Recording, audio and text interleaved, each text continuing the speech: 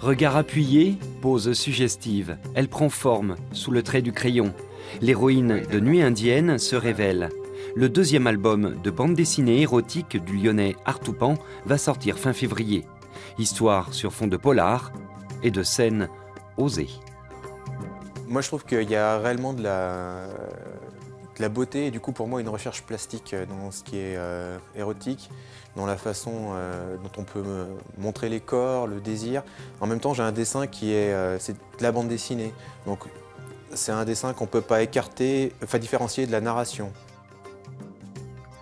Alors, ce qu'on essaye de faire, en tout cas avec le scénariste, c'est de proposer une histoire où l'érotisme est présent, mais en essayant d'avoir une ambiance, d'avoir de beaux dessins, d'avoir quelque chose qui plaise autant à l'œil et à l'esprit. À l'heure de la Saint-Valentin et de la sortie sur grand écran du film érotique 50 nuances de gris, on pourrait croire que même la BD s'y met, mais non. Dans cette librairie lyonnaise, le rayon érotique occupe une petite place, toute petite, mais une place qui a toujours eu la sienne. La BD érotique, elle a toujours été présente dans l'univers de la bande dessinée.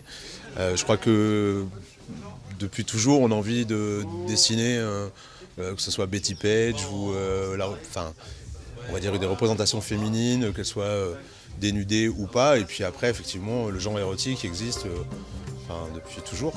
Et comme le genre a l'air de séduire, les auteurs de Nuit indienne travaillent à un troisième album, des aventures frivoles de leur héroïne.